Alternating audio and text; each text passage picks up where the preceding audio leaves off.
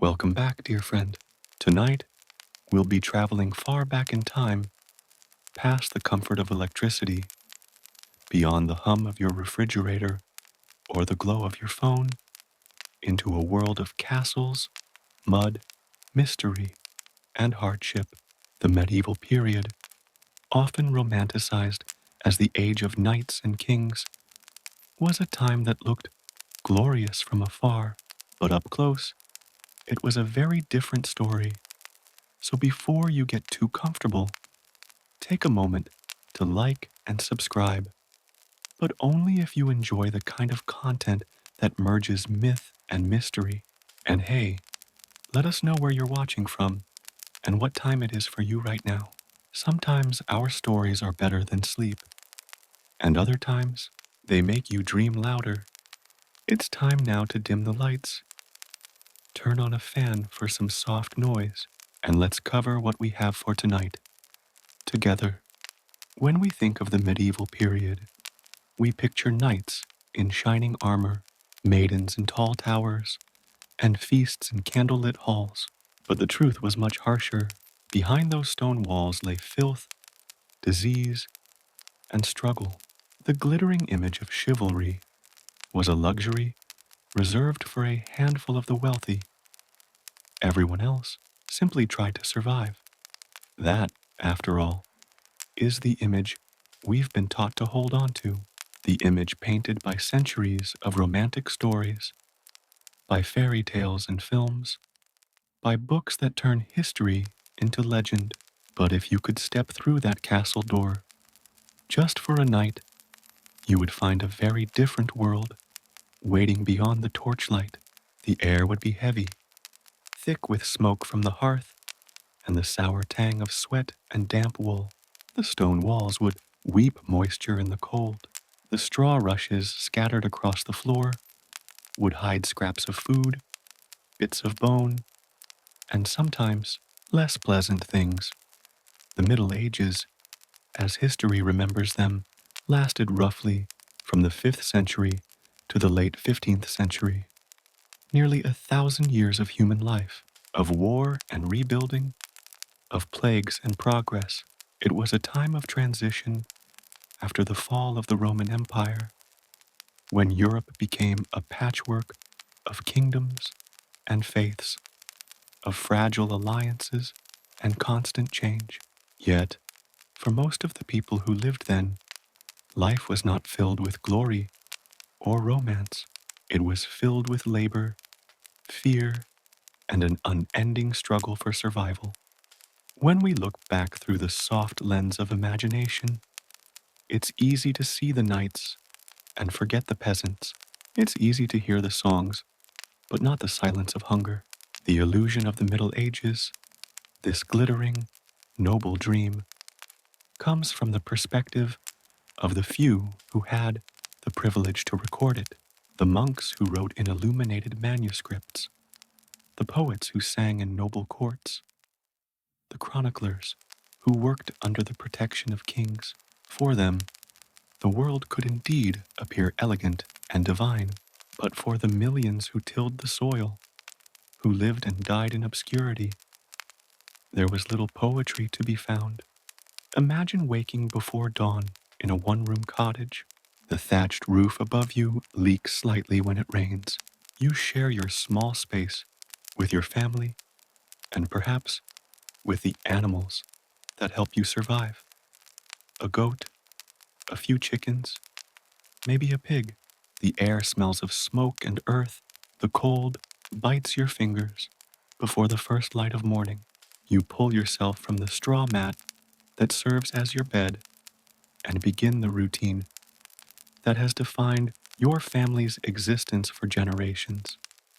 Tending to the fire, collecting water, preparing to walk to the fields. Outside, the world is quiet, except for the wind moving through the trees. No engines, no hum of distant traffic, only the sound of the natural world and the occasional bell ringing from a distant church. The church, in fact, is the center of your life. The clock, the law, the reason. Its bells tell you when to work, when to rest, when to pray, and when to mourn. You don't read, you don't write, and you've never seen a book, but you believe in the stories you've been told of saints, of sin, of salvation. Those stories are your world. Now contrast this with the shining image of the medieval knight sitting astride a tall horse, armor gleaming in the sun. That image is powerful, yes, but it was never common. Armor was expensive, horses more so. A single suit of plate armor could cost the equivalent of a small village's yearly income. Most soldiers went to war with little more than a spear, a wooden shield, and whatever courage they could summon. Knights represented not the majority, but the tiniest sliver of society, a rare breed of privilege and burden. Even those knights, however, lived lives far removed from the fantasy. Their days were filled with the grit of training, the weight of armor that could suffocate in summer and freeze in winter, and the ever-present stench of their own sweat, trapped beneath layers of metal and leather. The call to battle was not always glorious. It was a summons to blood, to mud, to the chaos of men crying out in fear and pain. Yet, art and legend turned those cries into songs. Ballads were written of noble quests, of gallant rescues, and pure-hearted love. These tales, passed down through generations, softened the truth until the Middle Ages became something almost beautiful in our collective memory. The harshness faded, and what remained was the romance of it all. The castles, the chivalry, the idea of a simpler time. But let's look closer, quietly, gently, as though we're examining a painting in a dimly lit gallery. Behind that knight stands a castle. But who built it? Not the nobility, but hundreds of laborers, sweating beneath the sun, hauling stones heavier than themselves, each block laid by hand, each wall raised by exhaustion and persistence. Their names were never written down. Their lives were spent building something they'd never inhabit. The illusion of the medieval feast also deserves another look. Yes, the nobles dined on roasted swan and spiced wine, but even their meals were nothing like our modern abundance. The meat was often oversalted to preserve it. The spices, imported from faraway lands, were rare and precious. For most people, such a meal was beyond imagination.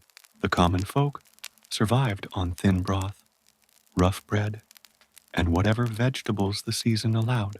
Hunger was a familiar companion, one that visited nearly every household each winter. Sanitation was another truth, lost beneath the shimmer of legend.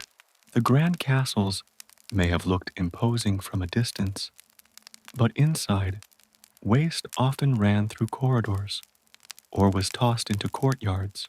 There were no pipes, no running water, and no concept of hygiene as we know it.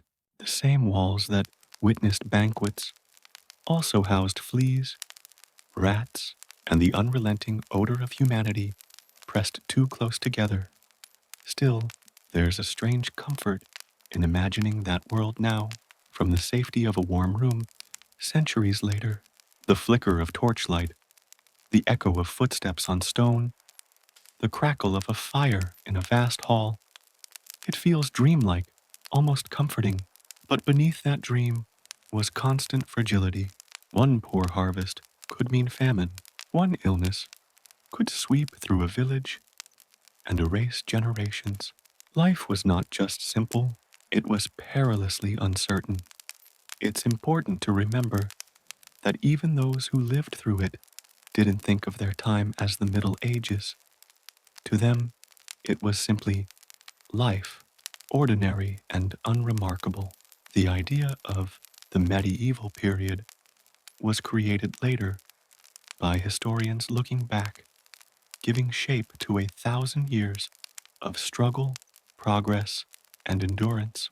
They could never have imagined that one day people would look upon their suffering and call it romantic.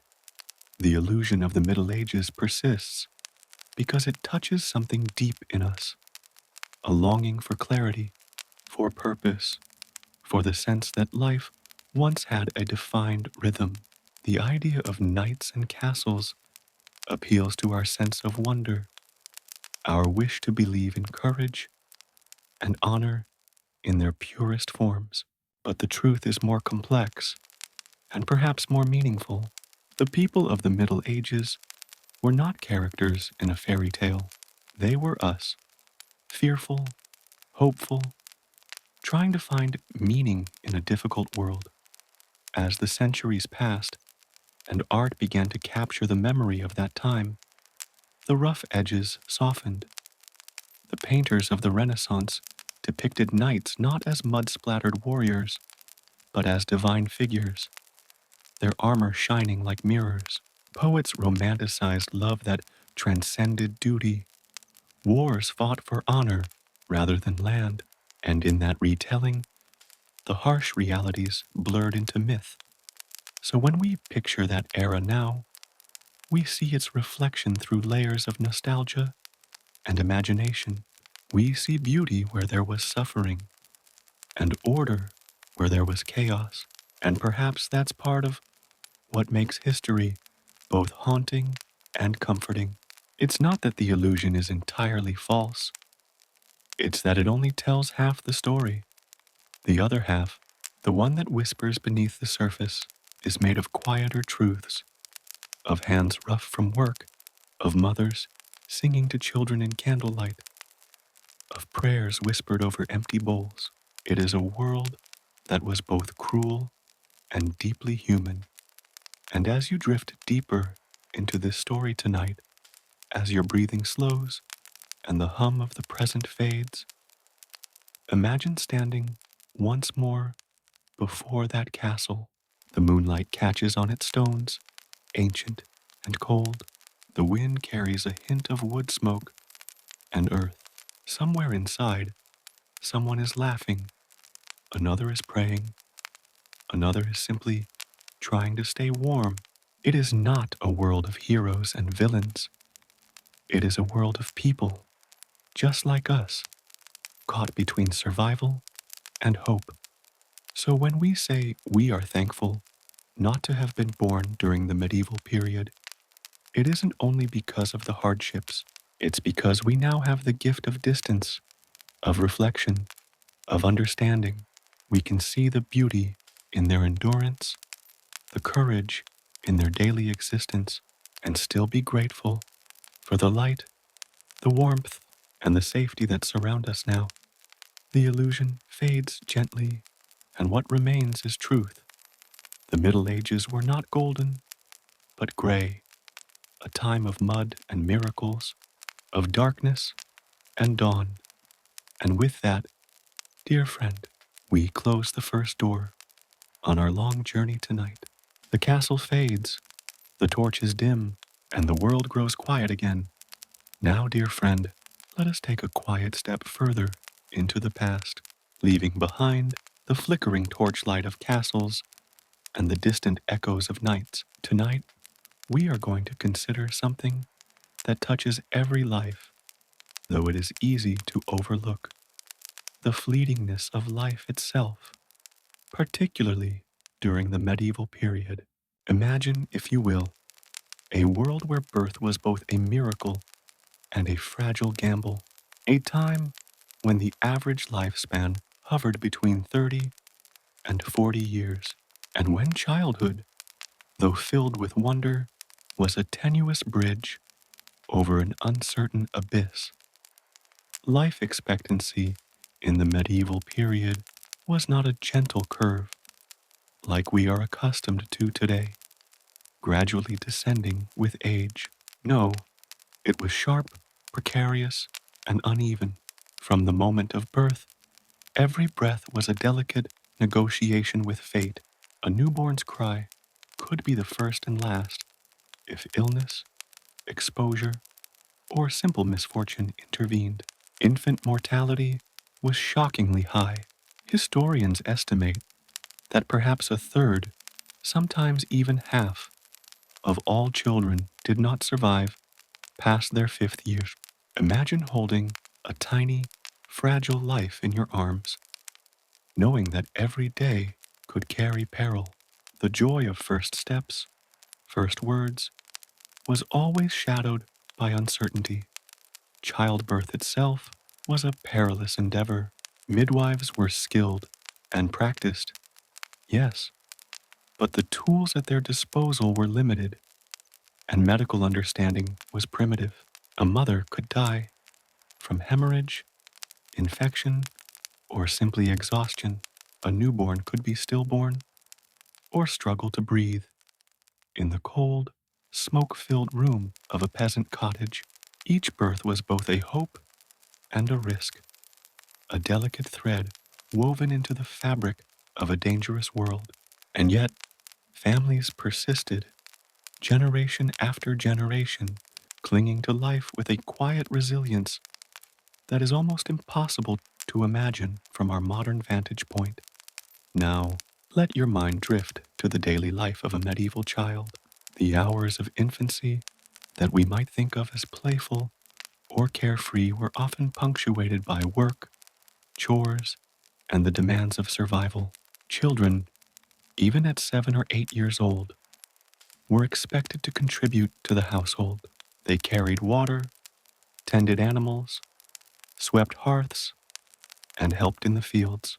Play existed, certainly, but it was brief and interspersed with labor, a momentary escape from responsibility rather than the continuous joy of childhood that we experience today. Imagine running barefoot across uneven fields, your small hands stained with mud, your body learning endurance and resilience long before you understood imagination in the way we now do. The young grew quickly, often hardened by necessity. Life was not measured in years, but in seasons, harvests, winters, and cycles of scarcity and plenty. A single harsh winter could spell disaster, bringing frost, famine, and sickness in its wake. Families who had survived the previous year might find themselves reduced to near starvation, their bodies thin, their skin weathered, their eyes cautious. The concept of old age was almost foreign. To grow old was to have survived against tremendous odds, and those who did were often celebrated quietly as living reservoirs of wisdom, a rarity in a world of impermanence. For adults, the story did not soften. Even those who survived the vulnerable years of childhood faced endless hazards. Disease could strike with sudden ferocity, often without warning. Fevers, infections, and plagues swept through villages like invisible armies. Without knowledge of germs, sanitation, or antibiotics, even minor injuries could become fatal. A small cut while working in the fields might fester, turning life into a slow decline. And yet, communities continued to labor, to pray, to nourish, and to persevere. The human spirit, fragile as it was in those times, proved astonishingly resilient. As you settle deeper into the quiet of this story, imagine a medieval village at sunrise. The sky is pale and cold, and smoke curls lazily from chimneys made of clay and stone. The streets are uneven, lined with cottages packed closely together, the smell of wood smoke mixing with the earthiness of animals and unwashed humans.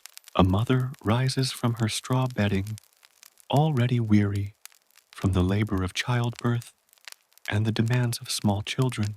She tends the fire, prepares food, and lifts her youngest child with care, knowing that the smallest cough or fever could be disastrous. Around her, Others rise to face the same struggles, a world balanced delicately between survival and despair. Illnesses that seem minor to us today were lethal then. A cold could escalate into pneumonia. A fever might signal typhoid or dysentery. Smallpox could decimate a village in days. The lack of hygiene compounded these dangers. Waste ran in open streets. Water sources were often contaminated, and crowded living conditions made the spread of disease almost inevitable. And yet, life persisted. People laughed, celebrated festivals, and cherished moments of beauty and companionship, all while aware that death was never far. The reality of life expectancy also shaped how people viewed time, family, and priorities. Marriages often occurred at young ages, partly because survival was uncertain and life was short. Children were considered blessings, and yet their presence carried sorrow as much as joy, for the loss of even one child was common. Family bonds were fierce, forged in adversity, and survival was a collective effort. Communities depended on each other in ways that often feel foreign to us now, where independence is prized and technology shields us from many natural hardships. Even the elderly, who did reach 40 or 50, were rare treasures. They had outlived their contemporaries, and their knowledge, skills, and memories were invaluable. Villagers turned to them for guidance, for remedies, and for the wisdom that only experience could provide. But even age did not grant immunity.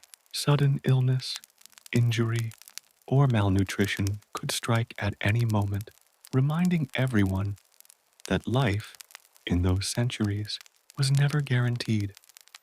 Take a moment now to imagine your own breath slowing, your body settling into the bed or chair where you listen. Picture a medieval family gathered at a hearth, the fire casting dancing shadows on stone walls. A child leans against a parent. A mother hums a soft song to calm fears. A father steps outside to inspect the fields. Each breath is a fragile negotiation. Each day, a gift of persistence. Each night, a small victory over the uncertainty of existence. And yet, they live, love, and continue. And that is the remarkable truth of their world. In these reflections, we begin to understand why we can be grateful for the era we inhabit now. Today, a baby has access to vaccinations, clean water, nutrition, and medical care that dramatically increases the chances of survival. Children grow slowly, nurtured, with time to explore the world, to imagine, to play without the constant shadow of danger. We can live into old age, watch generations of family grow, and plan for futures that our medieval ancestors could scarcely dream of. The brevity and fragility of their lives was a constant, unyielding reality, a daily presence that shaped every choice, every thought, and every relationship. Yet, there is a quiet beauty in reflecting on that fragility. It teaches us resilience, gratitude, and empathy. It reminds us that life, no matter how long, is precious. And as your breathing deepens and the quiet of the night wraps around you, consider the countless souls who lived brief, intense lives centuries ago. Souls who laughed, cried, loved, and endured, even as the world around them pressed with relentless difficulty. And as the candlelight of memory flickers, we can drift toward sleep, carrying with us an awareness of the precariousness of life, of the wonder of survival, and the immense gift of the modern world in which we rest. Every breath we take tonight, every moment of warmth and comfort, is a small miracle Compared to the constant struggle that shaped the Middle Ages, it is a testament to human endurance that those people lived at all, and a reminder for us to live fully, gratefully, and gently in our own time. So, dear friend, let us rest for a moment in the knowledge of history's quiet truths. The Middle Ages were not romantic, not for most. They were fragile, fleeting, filled with uncertainty, and yet also filled with the small, extraordinary persistence of ordinary humans. And as your eyes grow heavy, remember, you are here, safe and warm, able to reflect on the past and yet free from its perils. The world outside is quiet, and the centuries behind us whisper softly, sleep now, carrying the wisdom of those who came before. Sleep with gratitude for the life you have, and let the echoes of history settle like gentle shadows across your dreams. Close your eyes a little tighter, dear friend, and imagine the faint morning light creeping through the narrow gaps in the walls of a small, thatched roof cottage. The straw mattress on which a child lies is rough, scratchy, and perhaps even damp from the cold night. Around them, the faint sounds of animals, clucking chickens, lowing cows, a goat nibbling at the floor, blend with the quiet murmurs of a family preparing for the day ahead. This is a medieval childhood, a life shaped not by toys or schooling, but by the demands of survival, work, and family. When we think of children today, we often imagine a world of freedom, play, and endless possibility. Yet for children born during the medieval period, those notions were luxuries that existed in brief, stolen moments. Life for a child was rigorous, structured, and intimately tied to the survival of the household. From the moment they could walk, they were expected to contribute to the family's labor. Younger children carried water from the well, tended animals, swept floors, or assisted in cooking. Older children worked the fields alongside adults, pulling weeds, planting seeds, and helping harvest crops. Each action was purposeful, each day a small step in the cycle of toil that sustained life. Even play, when it occurred, was often functional rather than recreational. A game might teach skill, agility, or cooperation needed for survival. Children might run barefoot across uneven terrain to deliver messages, to fetch herbs, or to tend to livestock.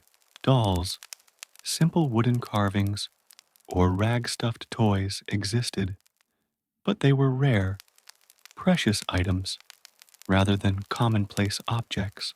Imagination was not nurtured through constant leisure. It was intertwined with observation and participation in the adult world.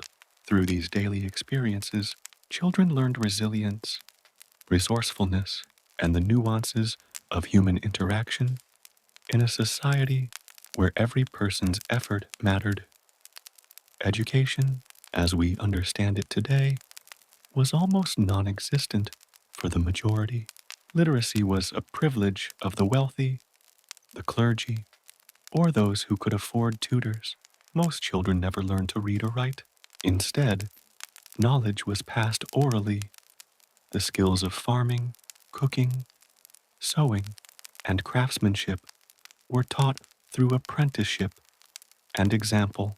Legends, moral stories, and religious teachings were shared verbally, forming the backbone of cultural memory. A child might learn the principles of the faith not through books, but through song, prayer, and repetition, absorbing lessons while carrying bundles of firewood or tending animals. The physical environment in which medieval children grew up was harsh and unyielding. Homes were small, often consisting of a single room with dirt floors and sometimes shared with animals for warmth. Winters were cold and damp, summers could be scorching, and shelter offered only minimal relief. Illnesses were constant threats, and accidents, falls from trees, injuries with tools, or bites from animals, could prove fatal. The presence of disease shaped every aspect of childhood, instilling both fear and cautious awareness from an early age. Yet, within this harsh reality, there were moments of tenderness and care. Families bonded tightly, relying on one another to endure the unpredictable world around them. A mother might cradle a sick child through the night, whispering prayers and hopes into the cold darkness. Siblings learned to cooperate, sharing limited food, warmth, and attention. The community of a village often functioned like an extended family, with older children helping to watch over the younger, passing along knowledge, comfort, and practical guidance. These bonds were deep, and perhaps in some ways more profoundly formative than many of the luxuries of modern childhood. Children's work was not merely a requirement, it was also a form of early education in resilience and skill. A boy might begin learning the trade of his father, whether as a blacksmith, carpenter, or weaver, long before he understood the theory behind it. His hands, roughened by labor, were instruments of survival and craftsmanship. A girl might learn to spin wool, weave cloth, and cook meals sufficient to feed a family through scarcity and famine. Every task she performed carried weight and meaning. Every day offered a lesson in endurance and creativity within constraints. Despite the hardships, children were not without moments of wonder. Seasonal festivals, village gatherings, and religious celebrations provided brief respites from the labor of daily life. Children would dance, sing, and perhaps sneak sweets or baked treats when available. Music, though simple, filled the air with rhythm and joy, while storytelling captured the imagination, preserving the legends of saints, heroes, and mystical creatures. These moments, fleeting though they were, became cherished memories, illuminating the otherwise harsh contours of everyday existence. Medical care for children was limited and frighteningly primitive. A scrape or cut that seems minor to us could turn into infection, fever, or even death. Remedies ranged from herbal poultices to prayers and rituals, with varying degrees of success. Midwives and healers worked tirelessly to protect children, but knowledge was incomplete and danger was ever present. The uncertainty of survival shaped not only families' priorities, but also the emotional lives of children. Awareness of mortality came early, forming a perspective that balanced fear, courage, and deep familial attachment. Nutrition, too, was sparse for most children. While the nobility enjoyed bread, meat, fruit, and dairy in abundance, peasant children relied on coarse bread, gruel, and whatever vegetables could be grown or gathered. Meat was rare.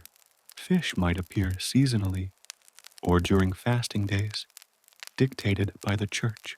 Hunger was an almost constant companion, particularly in winter when food stores ran low and the cold demanded more calories to sustain the body.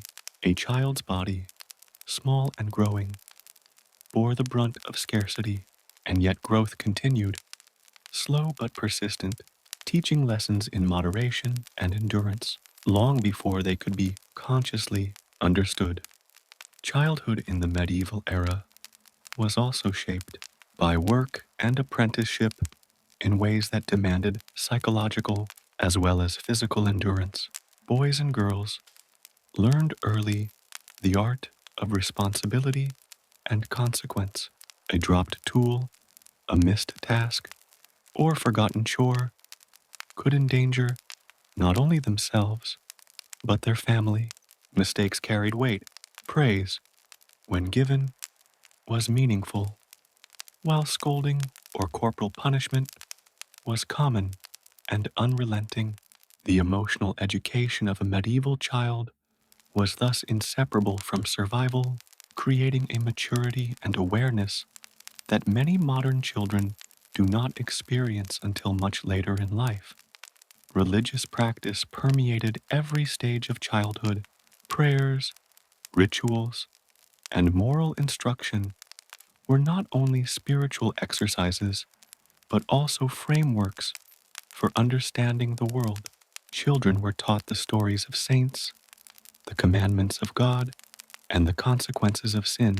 These lessons were reinforced daily, both in the home and at the church. Faith, in a very real sense, was both a comfort and a guide, providing a moral structure and a sense of security amidst the uncertainty of daily existence. And yet, amidst all the hardship, there was joy, laughter, and discovery. Children explored the forests and fields around their villages, learning the subtle languages of nature, the patterns of birds in the sky, the growth cycles of plants, the behavior of wild animals. They discovered curiosity in quiet observation, in stolen moments away from work, in whispered games shared among friends. Imagination flourished within the constraints of reality, shaping the mind in ways that modern education cannot replicate. So, as you allow your body to sink deeper into the calm of night, picture this medieval child, small, barefoot, hands calloused, eyes wide with both fear and wonder. Hear the gentle murmur of the village waking, smell the smoke of the hearth, feel the chill of the morning air. Life is brief, uncertain, and often cruel, yet within it lies courage, tenderness, and resilience that echoes through centuries. Reflect, too, on the contrast to our own time. Today, children sleep safely in warm beds with food and health care that nurture growth, play, and learning. Childhood is a time of exploration and imagination rather than survival and labor. We are privileged in ways that our medieval counterparts could scarcely dream of. Yet it is the remembrance of their struggles that makes our gratitude all the more profound. And as your eyes grow heavier, dear friend, let the knowledge of history's quiet truths soothe your mind. Let the resilience, courage, and humanity of those who came before fill you with calm and awe. Drift slowly into sleep, carrying their stories like gentle whispers, remembering that life, even in its harshest forms, carries moments of beauty, tenderness, and hope. For in this understanding, we gain not only perspective, but also peace. The medieval child, working and dreaming under uncertain skies, lives again in memory, a testament to the endurance of the human spirit. And you, lying safely in the warmth of your bed, can rest in the gentle comfort of this contrast, grateful for the age you inhabit, and quietly inspired by the strength of those who came before. Sleep now, dear friend, and let the faint echoes of medieval mornings, of work and wonder, guide you into dreams filled with history, reflection, and calm. Now, dear friend, let us wander quietly into another dimension of medieval life, one that is far less glamorous than castles or knights, yet intimately tied to every breath, every touch, every moment of daily existence. Tonight, we consider hygiene, or rather, the lack of it. Imagine a world without running water, without soap, without toothpaste, and without the modern conveniences that make cleanliness almost effortless today. Imagine living in a place where bathing was rare, streets were lined with refuse, and odors were as ordinary as the rising sun. In the medieval period, personal cleanliness was not simply a matter of preference, it was constrained by culture, superstition, and circumstance. Bathing was infrequent for many reasons. Water was not easily accessible. Wells could be far from homes, rivers might be contaminated, and fetching water was laborious. Moreover, there existed a belief, particularly in later medieval centuries, that washing too often opened the body to disease. To cleanse oneself regularly was sometimes thought to be dangerous, a strange paradox that shaped daily life. Imagine the quiet hesitation before stepping into a small wooden tub, heated over a fire, the skin brushing against water that had been warmed but never purified. Even for those who could bathe, the ritual was brief and functional rather than indulgent. A dip in a tub might happen once a month, or even less frequently. People relied on dry methods to refresh themselves, rubbing the body with cloths, scented herbs, or powders to mask odors, or changing clothing more often than bathing. Yet the sheer logistics of laundering garments, particularly for the poor, meant that even clothing was often worn until it became stiff with sweat, dirt, and mud. Consider the homes themselves. A typical peasant cottage was small, often a single room, sometimes shared with animals for warmth. Floors were dirt, straw, or roughly laid stones. Smoke from the hearth filled the space, carrying warmth, but also layer upon layer of soot. The combination of human presence, animals, and open fires produced a persistent, heavy smell, mingling the odors of sweat, wood smoke, and earth. Within these walls, children played and worked, adults labored, and daily life unfolded in close quarters, where cleanliness was a constant challenge, not a given. The streets outside offered little respite. Waste from homes, animals, and food often accumulated in the pathways, creating mud and a potent mix of smells. Particularly after rain, there were no sewers as we know them. Chamber pots were emptied into streets or rivers. The stench of daily life was unavoidable, a constant companion to the medieval urban experience. It was the smell of survival, of human habitation, pressed against nature, without the tools to contain it. And yet, this odor was normalized. People grew accustomed to it, navigating their world with a sense of acceptance, their noses trained to ignore what might today seem unbearable. Disease, of course, thrived in this environment. The lack of sanitation, combined with crowded living conditions and poor nutrition, made infections a persistent threat. The Black Death, which swept through Europe in the 14th century, was only the most devastating of many plagues that found fertile ground in the filth and proximity of human populations. Skin infections, lice, scabies, and other parasites were common, and hygiene practices, limited as they were, often could not prevent them. Every touch, every shared blanket, every crowded room carried risk, even within religious and cultural contexts.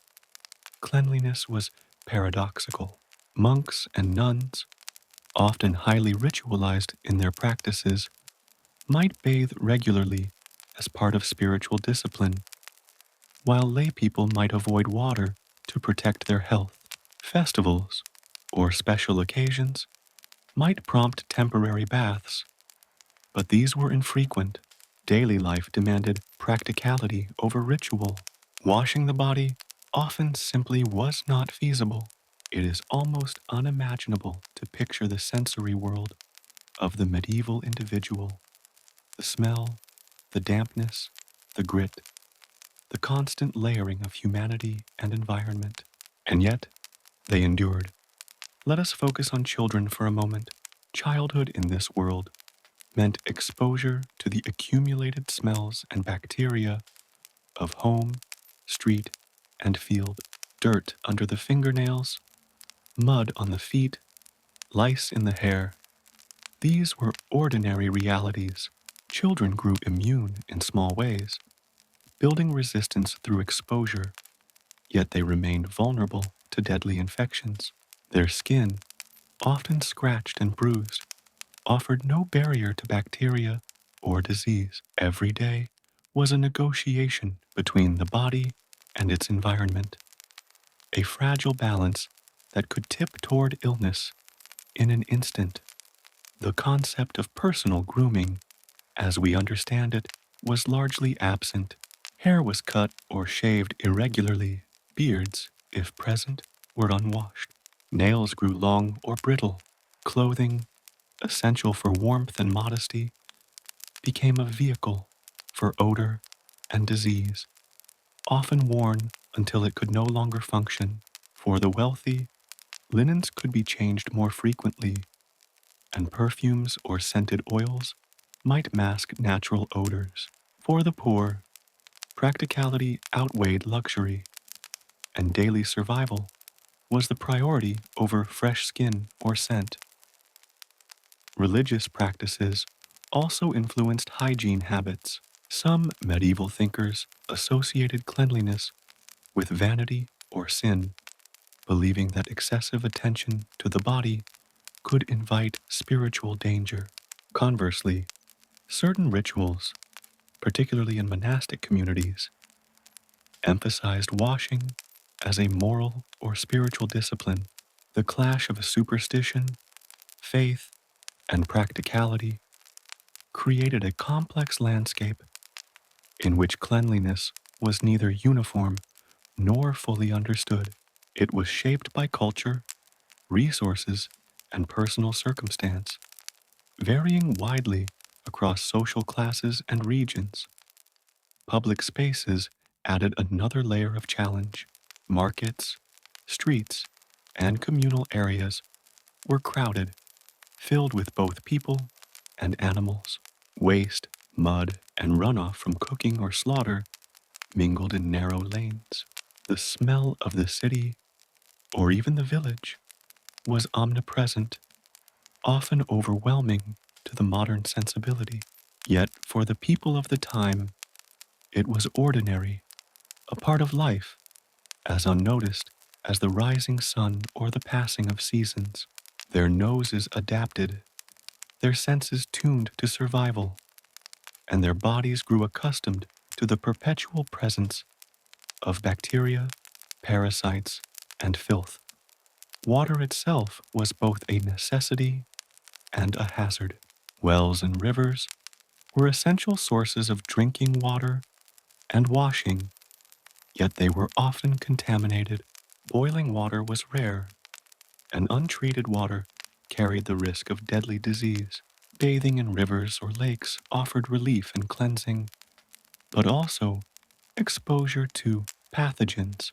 People learned, slowly and experimentally, to navigate these dangers, developing practices that could reduce risk but never eliminate it entirely.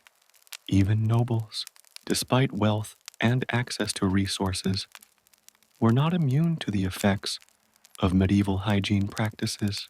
Privileged households could afford baths more frequently, and perfumes or oils masked odors, yet disease, lice, and infections could still strike. The difference lay in mitigation rather than immunity. The wealthy might survive an outbreak that would devastate the village, but even their comfort was limited in the absence of knowledge about germs, bacteria, and sanitation. It is perhaps the contrast with our modern lives that makes this reflection so powerful. We live with running water, showers, baths, soap, toothpaste, washing machines, and sewage systems. We step out of bed into warmth, comfort, and cleanliness that medieval people could scarcely imagine. And yet, in remembering their lives, we gain a deeper appreciation for the resilience and adaptability of the human spirit. Imagine enduring decades in a world where hygiene was a constant negotiation, where every day required vigilance, and yet life continued, where children played, families worked, and communities persisted, all in the shadow of potential disease. As your breathing deepens and your body relaxes into the gentle calm of night, imagine walking slowly through a medieval village. Feel the rough cobblestones beneath your feet, the chill of morning air, the mingled smells of earth, smoke, and life pressed together in close quarters. Hear the distant murmur of voices and the occasional crow of a rooster. Watch a mother coax her children through chores, a blacksmith tending his fire, a baker preparing bread in a small, smoky oven. Every moment is suffused with effort, awareness, and endurance. And now, dear friend, picture the quiet beauty hidden within this struggle. Despite the filth, the smell, the danger, life persisted. People adapted. Children learned resilience. Families developed routines to survive. Communities shared knowledge, skill, and care. There was intimacy in close quarters, a rhythm to daily life, a connection to the earth, the seasons, and one another that is almost unimaginable in our modern, sanitized world. So, as you drift further into the quiet, consider the paradox. Medieval hygiene was harsh and limited, yet it shaped lives, communities, and survival strategies in ways that fostered resilience, attentiveness, and connection. And now, safely tucked in your bed, you can reflect on the extraordinary gift of modern cleanliness, the warmth of a shower, the soft soap, the comfort of fresh sheets, while quietly honoring the persistence of those who lived without such luxuries, navigating the delicate balance of survival with dignity and courage. Let the images of medieval cottages, rivers, and narrow streets fade gently into your mind as sleep begins to take hold. Feel the warmth of your bed, the calm of your surroundings, and the contrast of a world made easier by the centuries that followed. And with each slow breath, remember the quiet strength of humanity in the face of adversity, the ability to endure, adapt, and continue so that we, in our time, may rest safely, peacefully, and gratefully. Sleep now, dear friend, letting the world of medieval life settle softly around your mind, not as fear or discomfort, but as a gentle, distant memory, carrying both lessons and gratitude into the calm of your dreams.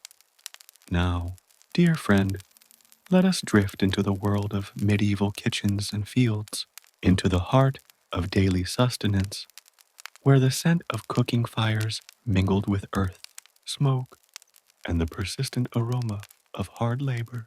Tonight, we explore the food of the common folk, a world far removed from the feasts of kings and nobles, yet rich in rhythm, struggle, and quiet resilience.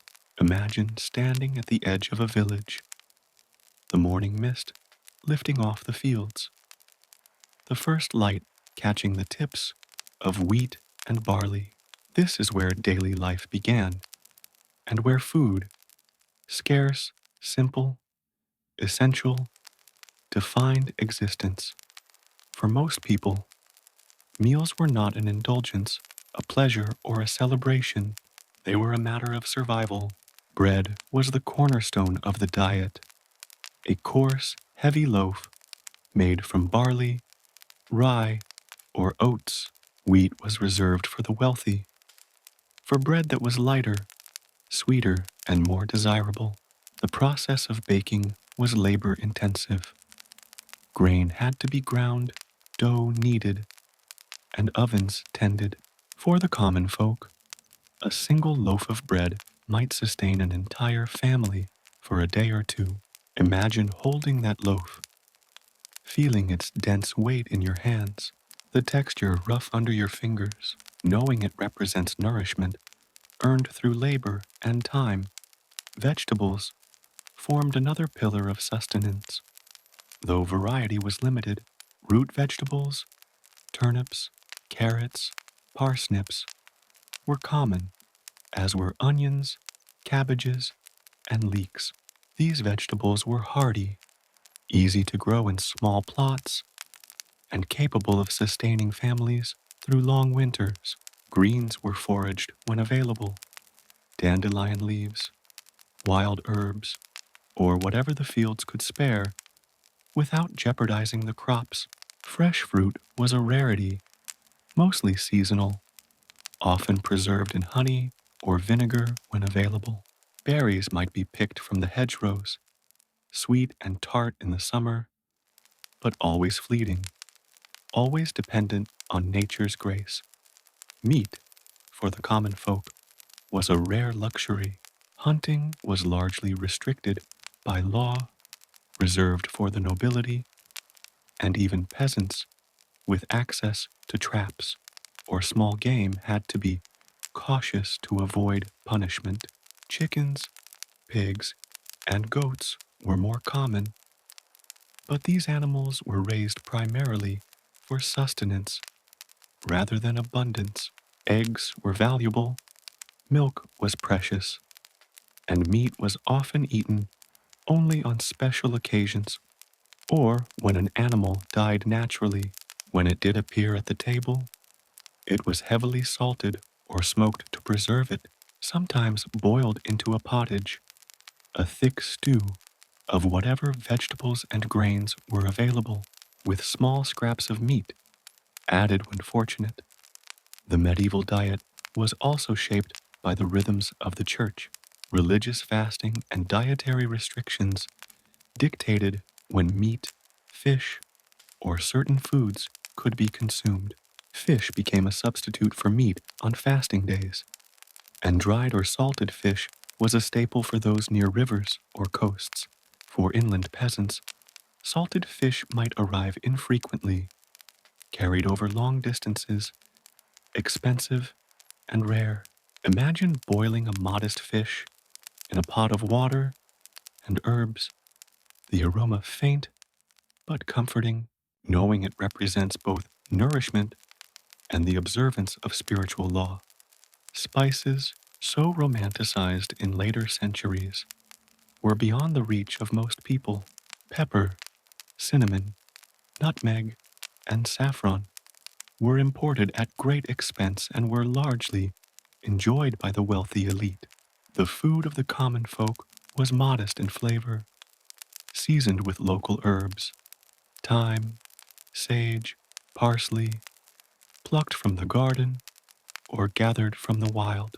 Salt, when obtainable, was essential not only for taste, but for preservation, ensuring that food could last longer in the absence of refrigeration. Breakfast, when it existed, was minimal, perhaps a piece of bread or a small portion of pottage, accompanied by water or weak ale, which was safer to drink than untreated water. Lunch, often eaten in the fields, was similarly simple, providing enough energy to continue work rather than comfort or indulgence. Dinner, in the evening, was the main meal, shared among family members, often centered around bread, vegetables, and whatever small amounts of meat or fish were available. The ritual of eating was quiet, practical, and deeply tied to the rhythms of labor and survival. Famine was an ever-present concern, shaping not only what people ate, but how they viewed the world.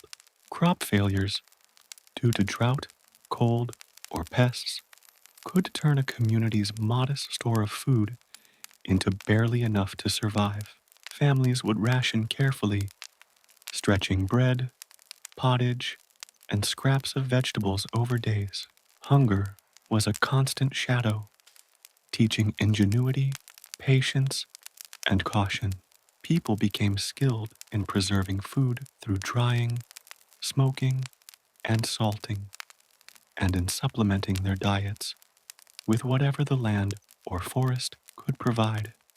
Consider the sensory world of a medieval kitchen.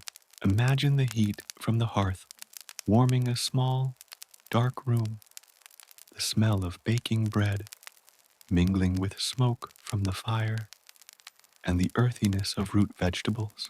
Hear the faint clatter of pots and wooden spoons, the low murmur of family conversation, the occasional cry of a child, or the bleating of a goat. Taste, smell, and touch were inseparable from survival. A handful of grain, a slice of stale bread, a spoonful of thin stew represented sustenance, energy, and continuity of life. Every meal was earned, every bite precious. The contrast with a modern diet is striking. Today, we open refrigerators and pantries, and nourishment is abundant, predictable, and often taken for granted.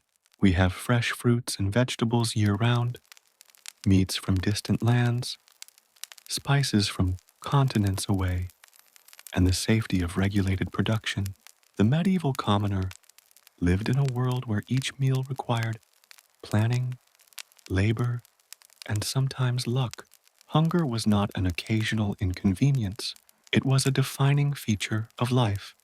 Yet, there is a quiet dignity in this simplicity. The common folk were intimately connected to the land, the seasons, and the natural cycles of growth. They knew the cost of food, the effort required to cultivate it, and the satisfaction of sustaining life through their labor. Each meal, however humble, carried with it the triumph of survival, the rhythm of the seasons, and the interdependence of family and community. Children grew up tasting the flavors of hardship and ingenuity. They learned to stretch limited resources, to appreciate the seasonal fruits, to master simple but nourishing recipes, and to recognize the importance of preservation. These skills were essential, and in a world without supermarkets, refrigerators, or predictable supply chains, they were a form of wisdom quietly passed down through generations. Even in the bleakest times, moments of joy existed.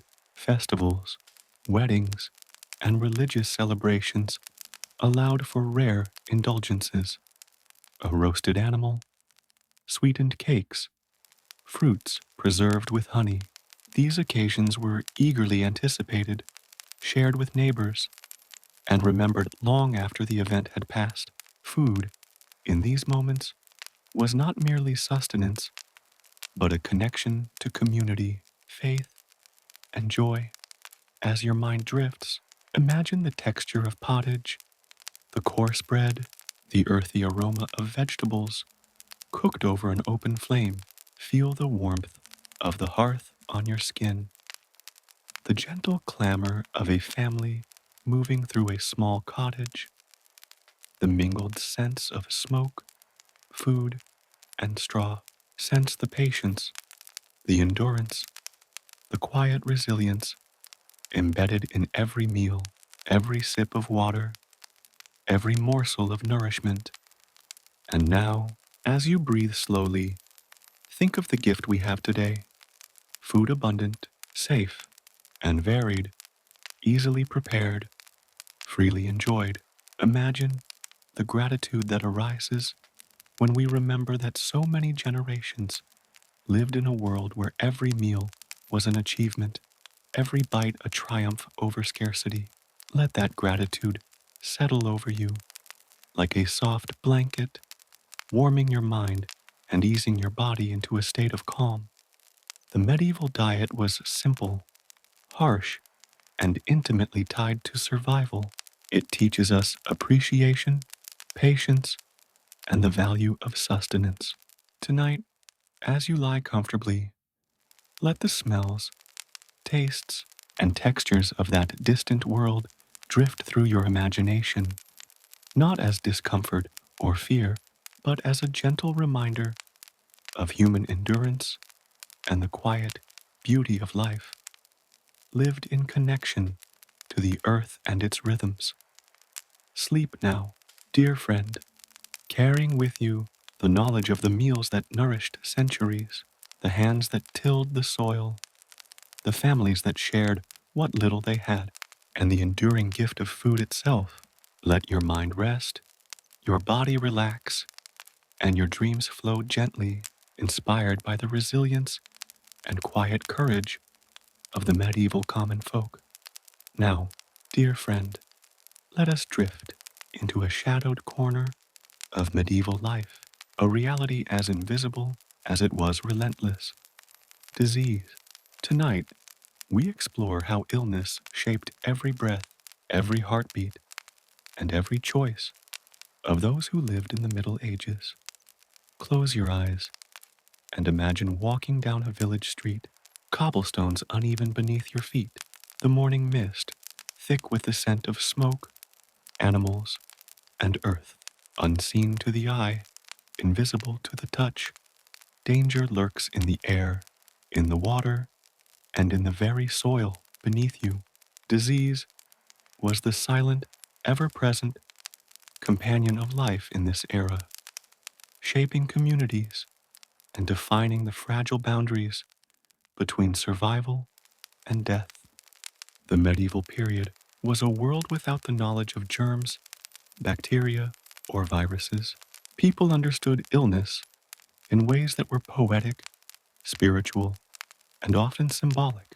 Disease might be seen as punishment for sin, a test from God, or the result of imbalances in the humors. The ancient theory that health depended on the balance of blood, phlegm, black bile, and yellow bile. Treatments, if they existed, were rudimentary at best. Herbal remedies, prayers, bloodletting, or amulets and charms meant to ward off evil. Imagine clutching a small bundle of herbs, the scent of sage and thyme sharp in your nostrils, hoping it will protect you or a loved one from a fever that you cannot explain and cannot cure. The range of diseases was vast, from the minor to the catastrophic. Smallpox, measles, typhoid, and dysentery were frequent and deadly.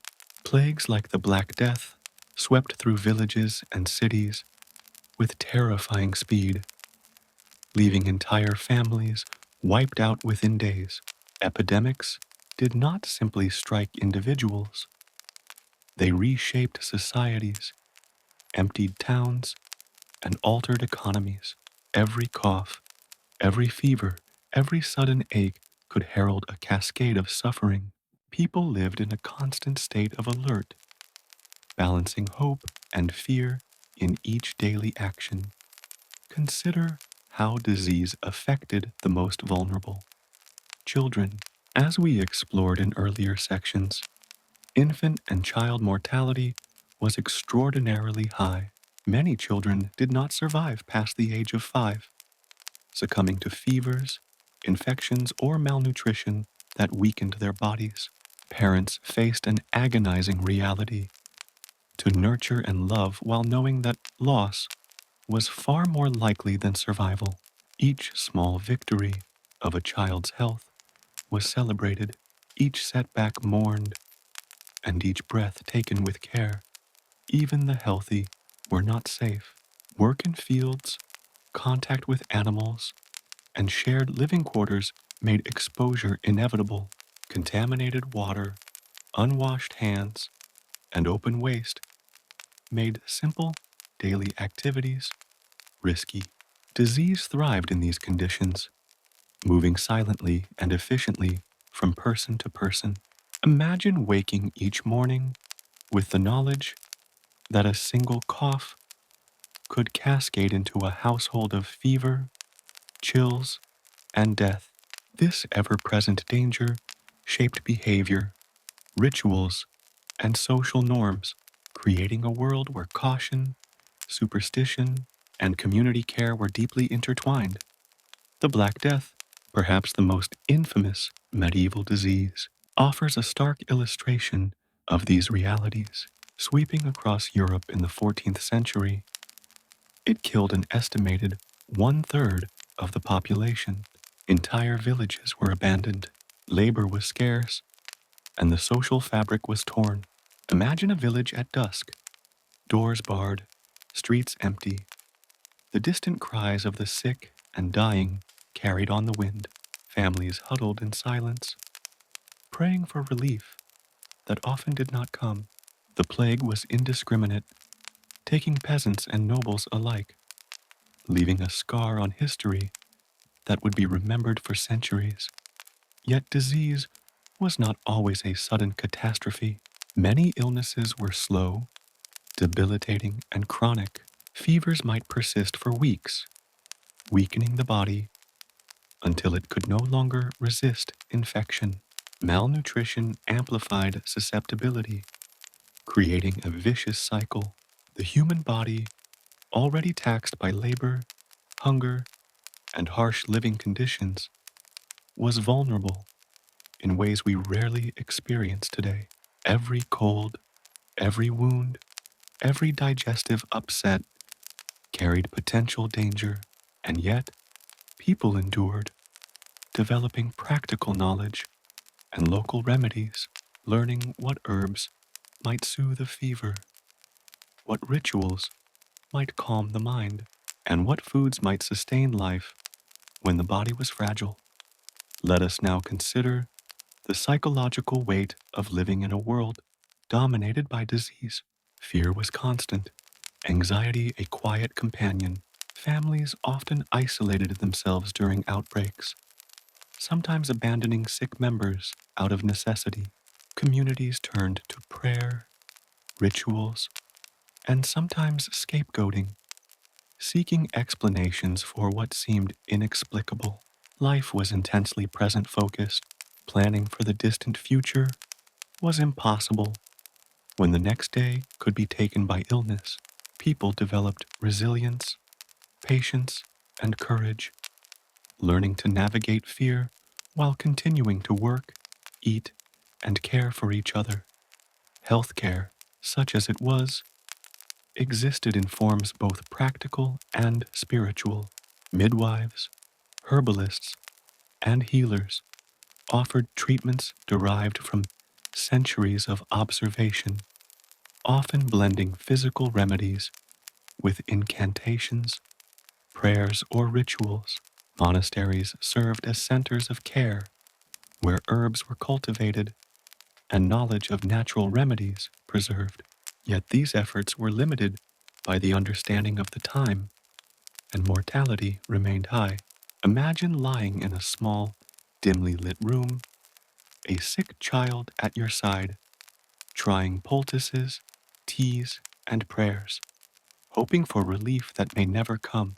This was the lived experience for countless families across centuries. Disease also shaped society in profound ways. Labor shortages after epidemics could increase wages and alter economic power. Famine often followed illness as fields went untended and livestock perished. Religious fervor sometimes intensified with processions, penitential rituals, and pilgrimages aimed at appeasing divine wrath or seeking protection. Social norms, marriage practices, and even architecture, homes, castles, and cities were influenced by the ever-present threat of sickness.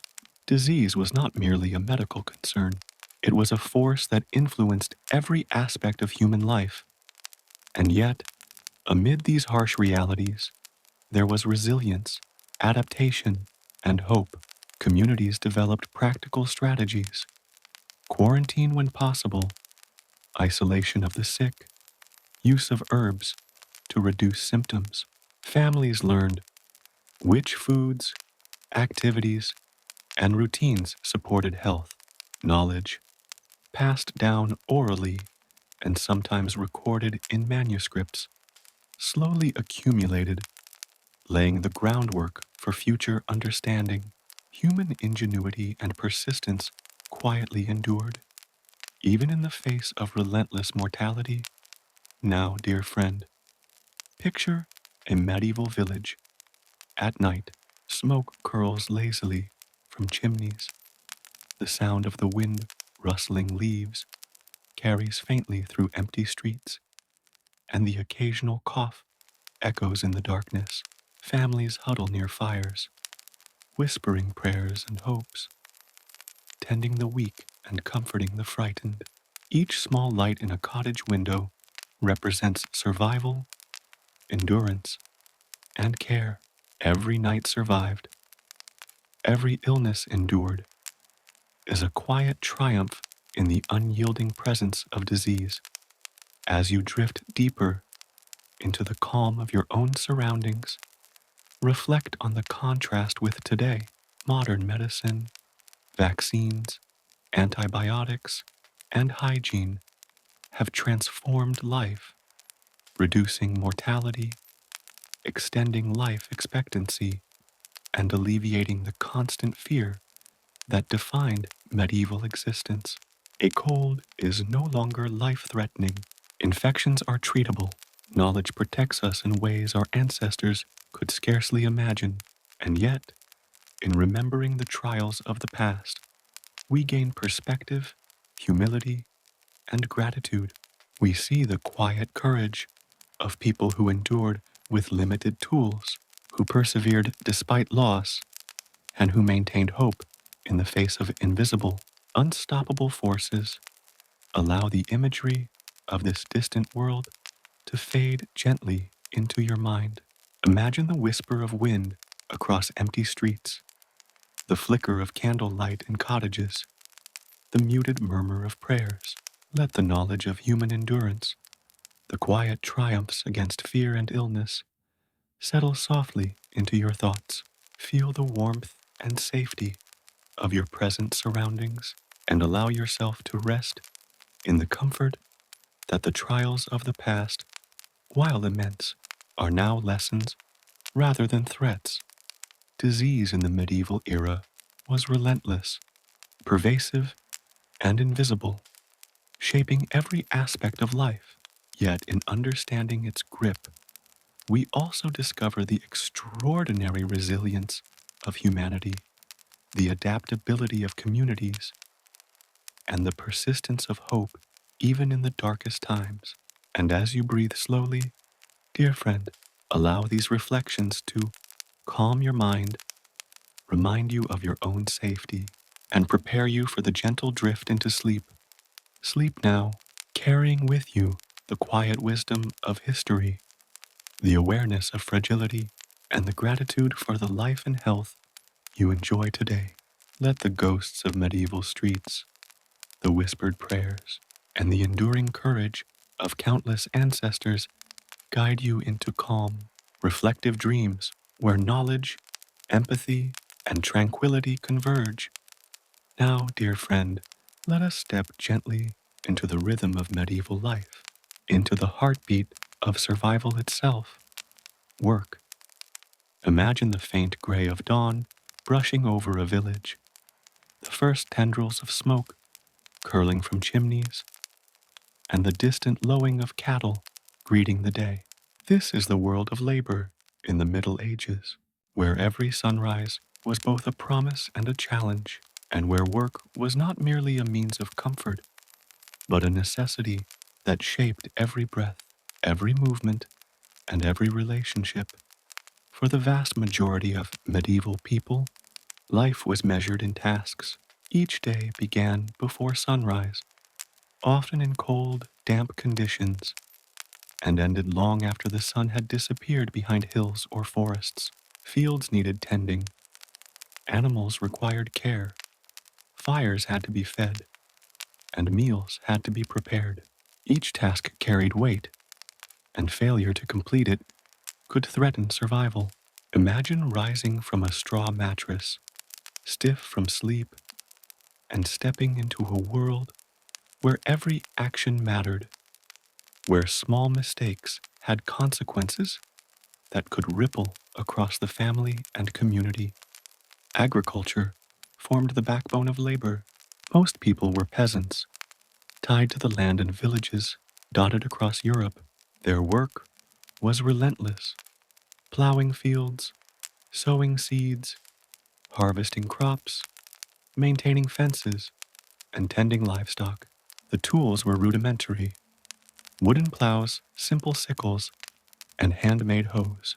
Labor demanded strength, endurance, and patience. Every season brought new challenges. Spring required planting and preparation. Summer demanded vigilance against drought or pests. Autumn brought the long, exhausting harvest, and winter tested endurance with scarcity and cold. Children contributed from an early age, learning skills essential for the family's survival. They carried water, helped gather firewood, tended small animals, and assisted in planting or harvesting. Girls learned to cook, clean, spin wool, and weave, while boys often apprenticed under their fathers, mastering trades that could include blacksmithing, carpentry, or farming. Childhood blended seamlessly into labor, forming a continuum of skill, endurance, and responsibility. The boundaries between work and life were almost indistinguishable. Even within the village, work extended beyond the family plot. Communal labor was necessary for survival, repairing roads, maintaining ditches for irrigation, constructing fences, or helping neighbors during harvest time. Cooperation was essential, as individual effort alone could not sustain life.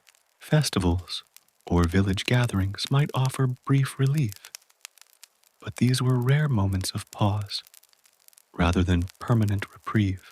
The rhythm of labor was unyielding, shaping both bodies and minds into endurance machines forged by necessity. The diet we explored earlier reflected the physical demands of this labor. Coarse bread, pottage, root vegetables, and occasional scraps of meat fueled bodies that worked from dawn until dusk.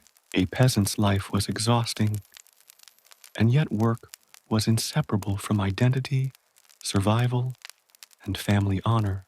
Skills passed from generation to generation ensured not only survival, but also a sense of mastery and belonging. Labor was at once burdensome and profoundly formative, shaping character and community in ways that modern life, with its conveniences, rarely replicates. Weather was a silent and unpredictable force shaping labor. Rain could turn fields to mud, delaying planting or harvest. Drought could destroy crops, leaving families to ration what little remained. Snow and frost made travel difficult, livestock vulnerable, and daily chores painfully slow. Imagine trudging across frozen earth, hands raw, back aching, yet knowing that the work must continue. Each day required adaptation, foresight, and resilience, traits cultivated in ways that modern labor seldom demands. Let us also consider the physical toll of medieval work. Injuries were common: cuts from tools, bruises from falls, strains from lifting heavy objects. Medical care was minimal, and even minor injuries could lead to infection or chronic disability. People learned through experience, developing techniques to mitigate risk, but accidents were an inevitable part of life. The body itself became a repository of endurance, pain, and knowledge, a living testament to survival in a harsh world. The work of women, often underestimated, was equally grueling.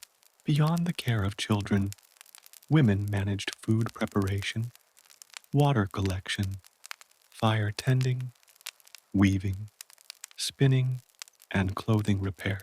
They contributed to agriculture and occasionally helped in local markets, supplementing the family's meager income. Their labor was unending, demanding both skill and endurance, and yet it was largely invisible to the historical record. Every meal, every piece of clothing, every clean surface in the home bore the imprint of women's constant effort. For those bound to trades or crafts, labor took a different form, but was no less demanding.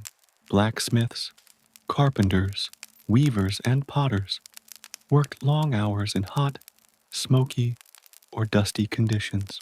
Their work required skill, precision, and attention to detail, and mistakes could be costly.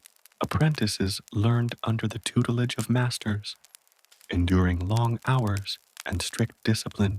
Labor was not merely physical, it was mental and creative, demanding focus and endurance to produce tools, clothing, and items essential for daily life. Even leisure and rest were interwoven with labor. Festivals, religious observances, or celebrations provided brief respite, but these were punctuations in a rhythm otherwise dominated by toil. Music, storytelling, and dance offered psychological relief, moments of joy amidst hardship. Yet the underlying reality remained. Labor defined identity, survival, and community. Life was not divided into work and play in the way modern society imagines. Rather, it was a continuous stream of effort, endurance, and adaptation. Consider the social hierarchy that shaped labor. Serfs, bound to the land, owed dues and labor to their lords. Peasants labored not only for their families, but also to fulfill obligations, often leaving only a fraction of their production for personal sustenance. This hierarchy created dependence, tension, and a persistent reminder of vulnerability. The nobility, meanwhile, relied on this labor for comfort, sustenance, and status. The invisible threads of work connected all levels of society, though not with equal weight or benefit. Seasonal labor dictated the rhythm of life. Spring planting, summer maintenance, autumn harvest, and winter preparation formed an annual cycle. Each stage demanded skill, endurance, and attention to environmental cues, the timing of rainfall, the signs of pests, the growth patterns of crops. Labor was both pragmatic and intelligent, a form of knowledge embedded in observation and repetition. The medieval worker was intimately connected to the land, reading subtle signs, adjusting effort, and surviving by understanding nature in ways that modern life rarely requires. Work also shaped community bonds. Neighbors helped one another during peak labor times, whether during planting, harvest, or construction projects. Collective effort ensured survival, nurtured relationships, and fostered a sense of interdependence. Through labor, communities developed resilience, shared knowledge, and mutual care, creating networks of support that offset the harshness of daily life. Now, as your body relaxes and your mind drifts toward sleep, imagine a medieval village at dawn, the first rays of light touching the fields, peasants moving steadily in their routines, women tending fires, children assisting in chores, animals guided to pastures. Every motion, every breath, every task is purposeful, each a thread in the tapestry of survival. Feel the rhythm of labor echoing softly through time, a quiet, unyielding heartbeat that carries lessons of endurance, patience, and resilience. Contrast this with the ease of modern work, office chairs, machinery, digital tools, regulated hours, and protections that make our toil predictable and relatively safe. The medieval experience, in comparison, demanded total immersion in the world, an intimate connection with nature, a constant awareness of risk, and a relentless attention to survival. It was exhausting, dangerous, and unending, yet it also forged strength, skill, and community in profound ways. Let the imagery of the fields, the hearth, and the village linger as you breathe slowly. Imagine hands worn by labor, backs bent under effort, minds alert to every nuance of environment. Hear the distant sounds of tools striking wood or metal, the low murmur of conversation, the occasional laughter, or song breaking through the rhythm of toil. Each sound, each image, is a testament to human perseverance, a gentle echo of centuries past. And now, dear friend, as you settle deeper into the comfort of your bed, reflect on the gift of your time, the ease, safety, and abundance that we often take for granted. Remember the resilience, courage, and skill of those who labored from dawn to dusk, whose every breath was bound to effort, whose every day was earned through endurance. Let their strength, quiet and enduring, inspire gratitude and calm in your own heart. Sleep now, carrying with you the rhythm of medieval labor, the steady heartbeat of survival, and the quiet dignity of lives lived with tireless effort. Let the stories of fields, fires, and families guide your dreams, grounding you in reflection, empathy, and the gentle understanding of human resilience. Now, dear friend, let us drift gently into another quiet, tangible layer of medieval life. Clothing. Imagine the soft touch of wool and linen in your fingers, the faint scent of dye and smoke lingering in a small cottage, and the careful, deliberate movements required to create garments by hand.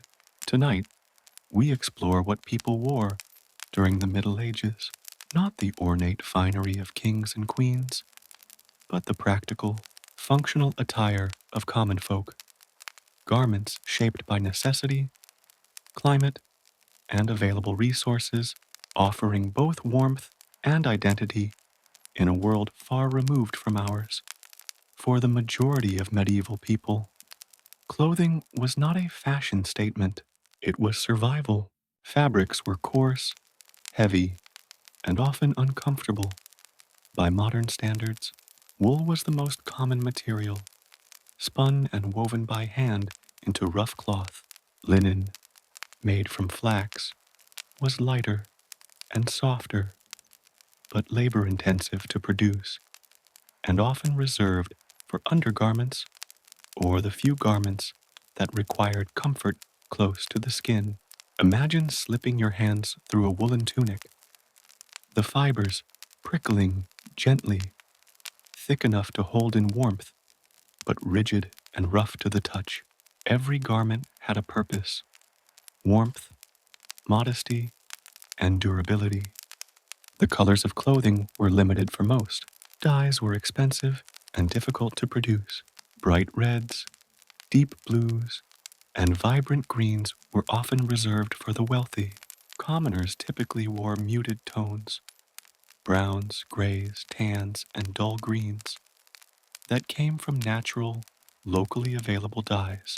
Even so, families would occasionally add subtle touches of color to brighten their clothing, using wildflowers or local herbs to create simple dyes. These colors were not purely aesthetic. They also helped distinguish families, occupations, and social status.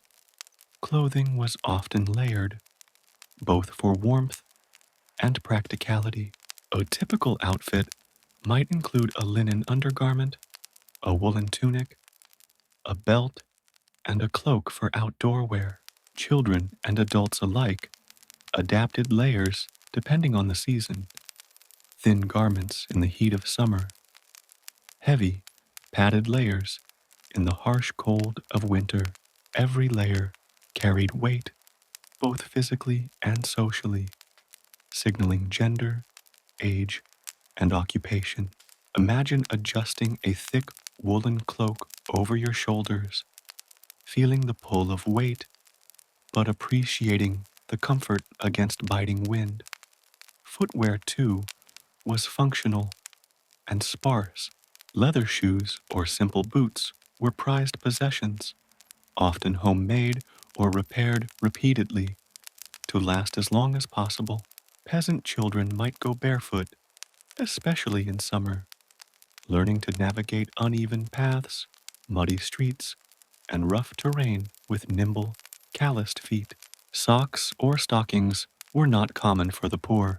The wealthy could afford finer fabrics, but most people simply wrapped cloth around their feet when warmth was necessary. The sensation of walking barefoot on cold stones or soft earth became second nature, a skill honed from necessity. Head coverings were an essential part of medieval attire, particularly for women. Scarves, hoods, and simple caps offered protection from the sun, wind, and cold, while also signaling marital status or social convention. Married women were expected to cover their hair, both as a modesty requirement and as a symbol of societal expectations. Men often wore hoods or simple caps, functional for warmth and protection while working outdoors. The medieval head covering was both practical and socially meaningful, woven into the fabric of daily life and custom. Accessories were rare for the common folk, but not non-existent. Belts held pouches, knives, or other small tools.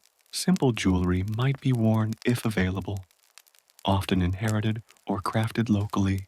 Gloves, hats, and cloaks were functional rather than decorative, carefully preserved to last through seasons of wear and repair. The concept of disposable fashion did not exist. Every item of clothing was valuable, worn until threadbare, mended carefully, and sometimes passed down to siblings or the next generation. Children's clothing mirrored that of adults, but was scaled to size. Youngsters often wore miniature tunics and cloaks made from the same coarse fabrics and serving the same practical purposes. Outfits were mended frequently. Patches were common, both as necessity and as a subtle expression of resourcefulness. Imagine a child tugging at a woolen tunic, sleeves slightly frayed, but warm and functional. Learning early the balance between utility and care for what little they owned. Seasonal changes dictated not only layering, but also material use. Winter brought thick wool, fur linings when available, and cloaks with hoods to retain heat. Summer allowed lighter fabrics, sometimes single-layered, with sleeves rolled or skirts tied higher for freedom of movement. Function dictated fashion in the common folk's wardrobe, while aesthetics were secondary to the practical demands of survival. Even the wealthy, who enjoyed silks, velvets, and intricate embroidery, were not immune to the influence of climate and necessity. Their garments were often heavy and layered, designed to demonstrate status while also offering warmth in drafty stone halls. Furs and imported fabrics symbolized wealth, but practical concerns, protection from weather, mobility, and durability, remained ever present. This contrast highlights how clothing, in any social class, was intimately tied to environment and survival, not merely to style. Laundry, by modern standards, was a rare and laborious task. Garments were not washed frequently. Instead, they were aired, brushed, or lightly rinsed. Dirt and sweat were tolerated, as cleaning was both time-consuming and resource-intensive. Clothing that was well cared for was a sign of skill, discipline, and resourcefulness. Imagine hanging a woolen tunic in the morning sun, brushing off debris, repairing a tear, and preparing it for another day of labor. A ritual of care, patience, and quiet pride. The process of making clothing was itself a testament to human endurance and skill. Flax had to be cultivated, spun into thread, and woven into linen. Wool required shearing, cleaning, spinning, and weaving. Dyeing demanded knowledge of plants, timing, and technique. Every stitch was hand sewn, every seam carefully aligned. Children and adults learned these skills from their families, creating not only garments, but a repository of practical knowledge passed through generations. Clothing was also tied to identity, occupation, and community. Certain colors, cuts, or accessories might signify guild membership, marital status, or social class. A peasant's tunic could indicate village origin. A shepherd's cloak might reveal occupation. Clothing became a language, subtle and practical, that communicated information about the wearer before a word was spoken. Now, as your body relaxes and your mind drifts deeper into sleep, picture a medieval village at dawn. Families step into rough woolen tunics. Children tug on patched sleeves. Women adjust scarves or hoods. Men tie belts and ready tools for the day. Every movement is intentional, every garment functional, every stitch a quiet testament to endurance and care. The sensory world of wool, linen, leather, and earth carries the rhythm of life, rough under fingertips, warm against the skin, protective against the elements, and symbolic of belonging and survival. Contrast this with modern clothing, soft fabrics, abundant options, disposable fashion, and comfort often prioritized above function. The medieval experience reminds us that clothing was deeply intertwined with survival, identity, and community. Every item told a story. Every repair preserved knowledge. Every layer protected both body and dignity. Let these images settle gently into your mind as you breathe slowly and evenly. Feel the texture of rough wool, the weight of layered garments, the warmth of a well-fitted cloak. Sense the rhythm of daily life, the quiet dignity of labor, and the intricate connection between humans, environment, and survival. Clothing was more than fabric. It was history, resilience, and identity woven together. Sleep now, dear friend. carrying with you the tactile memory of medieval life, the quiet beauty of handcrafted garments, and the resilience embedded in every stitch, every fiber, and every carefully worn layer. Let the warmth, texture, and rhythm of clothing guide your mind into calm, reflective dreams, where history, human skill, and comfort intertwine. Now, dear friend, let us wander gently into the intimate world of medieval homes, where shelter was both a necessity and a reflection of status, climate, and resources. Picture a village at the edge of a field, the soft glow of sunrise illuminating rooftops thatched with straw or reeds. Imagine stepping inside, the scent of smoke, earth, and wood enveloping you, and the quiet murmur of life unfolding in cramped, cozy spaces. Tonight, we explore medieval housing, the homes of the common folk, where life was simple, functional, and intimately tied to survival. For most people, housing was modest, often consisting of a single room. Peasant cottages were built with wattle and daub walls, interwoven sticks plastered with mud, or with rough stone in some regions. Roofs were thatched with straw, reeds, or occasionally wooden shingles. Floors were usually bare earth, sometimes covered with rushes or straw, both for warmth and a small measure of comfort. Imagine walking across such a floor, feeling the uneven surface beneath your feet, sensing the coolness in winter or the dampness after rain. Each home was constructed from local materials, shaped by both availability and the labor of those who lived within it. The hearth was the heart of the home, open and central. It provided warmth, a place to cook, and a focal point for family life.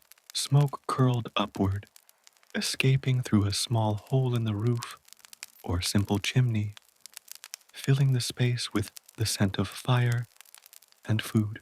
Around the hearth, families gathered, sharing stories, repairing garments, and tending to daily chores. The hearth was more than functional, it was symbolic, a center of community and domestic life, a source of comfort and survival in a world often harsh and unpredictable. Furniture was sparse. A table, if present, was simple wood. Benches and stools provided seating, while sleeping arrangements were minimal. Beds were often straw-stuffed mattresses or pallets, sometimes shared by multiple family members for warmth. Blankets or animal hides provided limited insulation against cold nights. Imagine lying down in such a bed, feeling the straw beneath you, hearing the faint rustle of animals in the same room, and sensing the closeness of family as both warmth and necessity. Comfort, by modern standards, was minimal, yet functional and deeply intertwined with human connection. Windows were small, often just openings with wooden shutters or oiled cloth to let in light while keeping out wind and rain. The interior could be dim even at midday, shadows stretching across walls and floor. Illumination came from candles, rushlights, or the hearth fire, casting flickering patterns that gave the home a quiet, intimate atmosphere. Each flicker of light brought warmth and clarity, yet also reminded inhabitants of the simplicity and scarcity of their environment. Storage was limited, and possessions were few. Chests or shelves held tools, clothing, and sometimes prized items such as religious artifacts or small tokens of family memory. Space was used efficiently. Multi-purpose areas were common, with cooking, sleeping, and working happening in the same room. Every corner Every surface served a purpose. Imagine moving carefully through such a space, aware of the boundaries, mindful of possessions, and attentive to the needs of family life in close quarters. Hygiene, as we explored earlier, was intertwined with the home environment. Water, for washing, cooking, and drinking, had to be carried from wells or streams. Waste was disposed of in cesspits or the street, creating odors and hazards that could not be ignored. Yet people adapted. Straw on floors absorbed moisture. Smoke helped repel insects. Cleaning and sweeping were daily rituals that maintained a fragile equilibrium between survival and comfort. The home was a dynamic space, constantly negotiated, adjusted, and maintained to protect the family from both environment and disease. Privacy, by modern standards, was nearly non existent. Walls were thin, rooms shared, and the activities of daily life unfolded within communal spaces. Children slept near parents, animals were often kept inside for warmth, and neighbors might gather or pass through regularly. Intimacy, both physical and emotional, was experienced in ways shaped by necessity rather than preference. Yet this closeness fostered connection, interdependence, and care, teaching children and adults alike the rhythms of human interaction in shared space. The construction of homes also reflected social hierarchy. Wealthier peasants or minor nobility could afford stone walls, tiled roofs, and larger spaces. These homes offered greater protection from weather, animals, and human threats. Interiors were sometimes adorned with tapestries or decorated with painted walls, adding warmth and color. Yet even these improved dwellings remained simple by modern standards, emphasizing function over luxury, survival over extravagance. Seasonal changes deeply influenced housing. Winter required careful preparation, straw refreshed or added to floors, additional layers of clothing and bedding, and fires maintained continuously to keep the chill at bay. Summer demanded ventilation, closing shutters to prevent heat, and tending to animals outside the living space. Homes were dynamic, adapting to climate, resources, and family needs. Imagine the careful planning, the daily adjustments, and the quiet vigilance that allowed families to thrive despite environmental challenges. Communal aspects of housing were also important. Villages were organized with clusters of homes, often surrounding a central well, mill, or church. Neighboring families relied on one another for labor, security, and social connection. The physical proximity of homes reinforced communal bonds, as well as the shared risks of disease, fire, or scarcity. Living closely shaped social behavior, fostering cooperation, negotiation, and mutual support as daily necessities intertwined with survival. Animals were often integrated into homes. Chickens, pigs, or goats might live in attached pens, or even within the same room during winter for warmth. The sounds, smells, and presence of these animals were constant, part of the sensory world of medieval life. Their care required diligence and attention, adding both labor and rhythm to domestic life. Imagine the quiet rustle of straw as animals moved, the soft bleat or cluck, the faint aroma of warmth and earth, the home alive with both human and animal presence. Repair and maintenance were constant tasks. Roofs needed patching, walls required reinforcement, and floors demanded fresh straw. Homes were never static, they were living structures shaped by human hands, environment, and time. The act of maintaining a home was not merely functional, it was also a form of care, responsibility, and creativity. Each nail, stitch, or layer of mud contributed to survival, comfort, and dignity. Now, dear friend, as you breathe slowly, imagine stepping outside your home into a quiet village. The sun casts gentle light over thatched rooftops, smoke drifts lazily from chimneys, and the hum of life, children playing, animals moving, adults beginning their work, fills the air. Each home, small and unadorned, shelters stories, efforts, and lives intertwined with the earth, the seasons, and one another. Feel the balance of simplicity, protection, and connection that shaped daily existence. Contrast this with modern housing: heated rooms, running water, insulated walls, private bedrooms, and abundant possessions. The medieval home, by comparison, was intimate, functional, and intertwined with labor and community. It demanded attention, resilience, and adaptability, yet it also fostered connection, resourcefulness, and a deep relationship with the natural world. Let these images of straw floors, smoky hearths, and thatched roofs settle gently into your mind.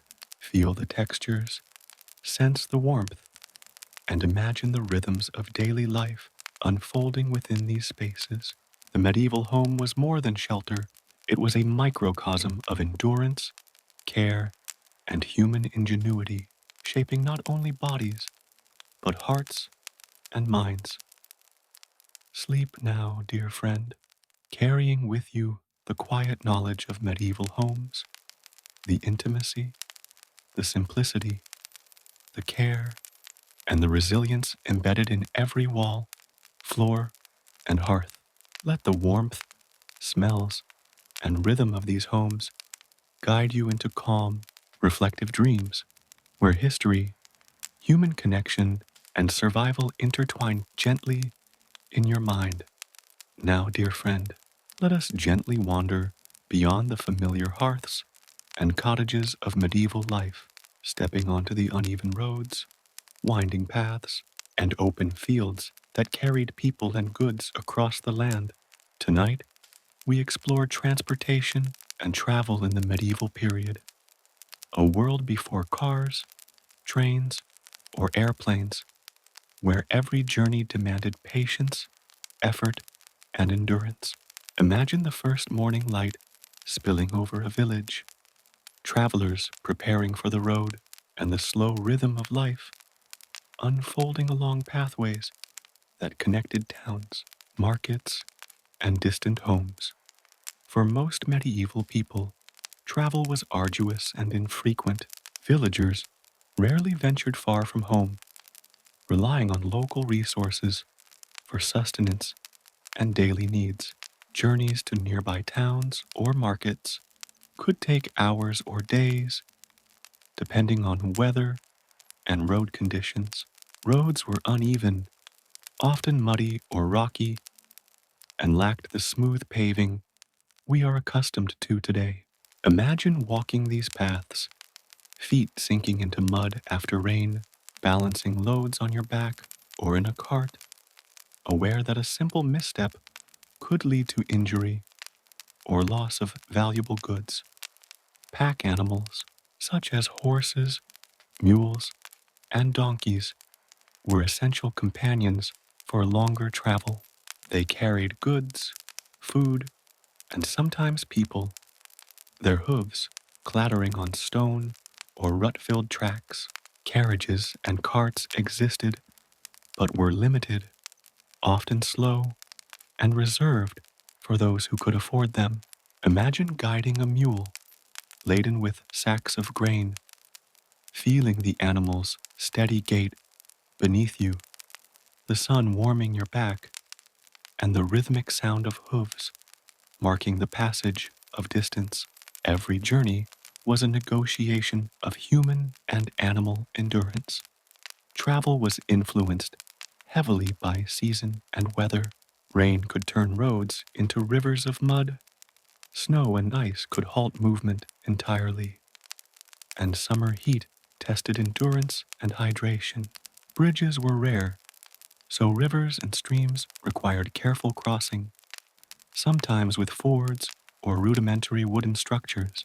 The landscape itself was an unpredictable companion, shaping both route and pace, requiring travelers to adapt, plan, and respect the natural world around them. Safety was a constant concern. Roads were often isolated, and bandits or wild animals posed real threats. Travelers might join groups, moving in numbers for protection, or rely on local knowledge and watchfulness to navigate dangers. Inns and way stations provided some respite, but accommodations were sparse, crowded, and basic. Imagine resting at a roadside inn, the smell of smoke and livestock in the air, the floor uneven beneath you, and the knowledge that the journey would continue at first light, demanding endurance, patience, and vigilance. Long journeys required careful planning. Food, water, and shelter had to be considered in advance, particularly for those traveling with families or for trade. Travelers carried what they could, balancing necessity against the limitations of human and animal strength. Even short distances were challenging, requiring effort, resourcefulness, and perseverance. Every step on the road was an investment of time, energy, and attention, with each obstacle potentially delaying progress or threatening survival. For merchants and traders, travel was both necessity and livelihood. Goods had to reach markets, whether in nearby villages or distant towns. Travel could span days, weeks, or months, requiring knowledge of geography, timing, and negotiation. Roads were informal networks, guided by landmarks, rivers, and the advice of locals. Every journey carried risk, weather, theft, spoilage of goods, and illness could turn a profitable venture into disaster. Imagine the careful packing of goods, the calculation of time and distance, and the constant vigilance needed to reach a destination safely. Pilgrimages were another common form of travel, blending spiritual devotion with physical endurance. Pilgrims walked great distances to holy sites, carrying only minimal belongings and relying on the hospitality of strangers. The journey itself was a test of faith, patience, and resilience. Along the way, pilgrims faced the same hazards as merchants: rough terrain, unpredictable weather, illness, and the fatigue of long days on foot. Yet, for many, the act of traveling itself was transformative, a rhythm of body and spirit intertwined with devotion, reflection, and endurance. Travel by water offered both opportunity and danger. Rivers, lakes, and coastal routes allowed for the movement of goods and people more efficiently than roads. Boats and small ships were powered by oars or sails, requiring skillful navigation and coordination. Storms, currents, and mechanical failure could make even a short journey perilous. For those living inland, rivers represented vital lifelines, carrying grain, timber, and other essential resources across vast distances. The gentle lapping of water against a hull, the rhythmic pull of oars, and the sway of the vessel became the tempo of travel, blending effort with the unpredictability of nature. Communication and travel were intertwined. Letters, messages, and news moved slowly, carried by foot, horse, or boat. Information traveled at the pace of human and animal endurance, with delays measured in days or weeks rather than hours. A message sent from one village to another was a tangible journey, dependent on careful planning, stamina, and sometimes luck.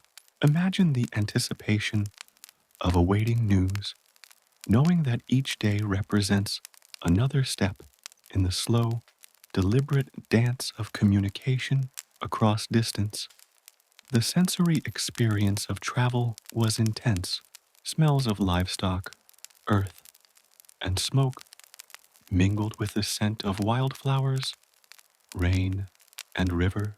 Sounds of hooves, clattering wheels, flowing water, and the distant calls of humans and animals created a layered auditory landscape. The physical sensations, tired muscles, sun on skin, wind in hair, uneven ground beneath feet, were constant companions. Travel was not merely functional, it was an immersive, embodied experience, engaging mind, body, and spirit with every mile. Even short journeys carried social significance. Visiting neighbors, attending markets, or participating in religious observances required careful coordination. Hospitality along the route was essential, as travelers relied on the kindness of strangers for food, shelter, and guidance. Communities were connected by these networks of movement, and social bonds were reinforced through the shared experience of travel. Every journey was both personal and communal, a bridge between isolated homesteads and broader human networks. Let us also reflect on the contrast between medieval travel and modern transportation. Today, we move effortlessly, often without thought, across vast distances in hours or minutes. Roads are paved, vehicles are reliable, and safety measures protect us from many dangers. The medieval traveler, by contrast, experienced every mile with awareness, attention, and effort. The journey itself was a profound teacher, shaping resilience, patience, and understanding of the natural world. Now, dear friend, as you breathe slowly, imagine a medieval path winding through forests and fields. Travelers move steadily, some on foot, some atop horses, others guiding carts laden with goods. The sun rises gently, mist lifts, and the rhythm of steps, hooves, and wheels marks the passage of time. Each journey is a quiet testament to endurance, ingenuity, and the human capacity to navigate challenges with patience and skill. Allow these images to settle softly into your mind. Feel the uneven ground beneath your feet, the warmth of the sun, the cool shade of trees, the sway of a boat on water, the rhythmic movement of hooves and wheels. Imagine the quiet camaraderie of fellow travelers, the occasional conversation, the shared burdens, and mutual assistance. Travel in the medieval world was more than movement. It was experience, adaptation, and connection. Sleep now, dear friend, carrying with you the long, slow journeys of the past, the rhythm of steps, hooves, and oars, the patience required to move across distance, and the quiet resilience that every traveler embodied. Let the sensory details of roads, rivers, and paths guide your mind into calm, reflective dreams, where history, endurance, and human ingenuity converge gently, preparing you for rest. In medieval times, learning was a privilege, not a right. Schools were scarce, books were rare and hand-copied, and literacy was limited mostly to clergy or wealthy nobles. Children often learned skills from parents, absorbing knowledge of farming, crafts, and domestic work. Imagine a child listening to a parent's careful instruction, learning life's lessons by doing rather than reading, a slow, intimate, patient process. Knowledge was practical, tied to survival, and every skill gained was a treasure in a world where formal education was out of reach for most. Life was demanding, but people found small escapes: storytelling by the hearth, music from simple instruments, dancing during festivals, and games with neighbors brought joy. Nights might be long and dark, but laughter, song, and play illuminated hearts. Imagine the soft murmur of stories, the tapping of wooden instruments, and the gentle rhythm of feet on the floor, a reminder that even in harsh times, people found ways to connect and delight. Religion dominated daily life. Prayer, church attendance, and rituals shaped routines, offering comfort and structure. Pilgrimages, festivals, and processions punctuated work and hardship. Imagine the smell of incense, the flicker of candles, the soft chant of voices echoing in stone halls. Faith providing both guidance and solace in an uncertain world. Medieval justice was harsh. Theft, disputes, and minor offenses could be punished severely. Public executions, stocks, and fines served as both deterrent and spectacle. Life was regulated by local lords, and law was personal as much as official. Imagine walking past a village square where justice was meted out, an ever-present reminder that survival depended not just on work, but on careful living. Conflict was constant. Castles, knights, and militias shaped life. Villages often lived under threat of raids or taxes from local lords. Weapons were basic but lethal, and defense required vigilance and cooperation. Imagine a distant horn signaling danger, families gathering valuables, children hiding, and adults preparing. The tension of life shadowed by constant potential violence.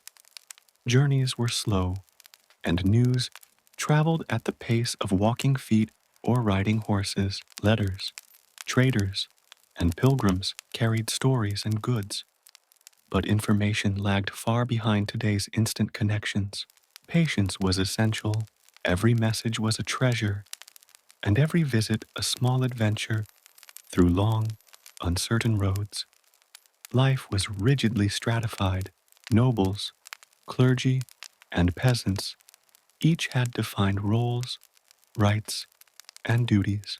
Mobility was limited, and survival depended on knowing one's place.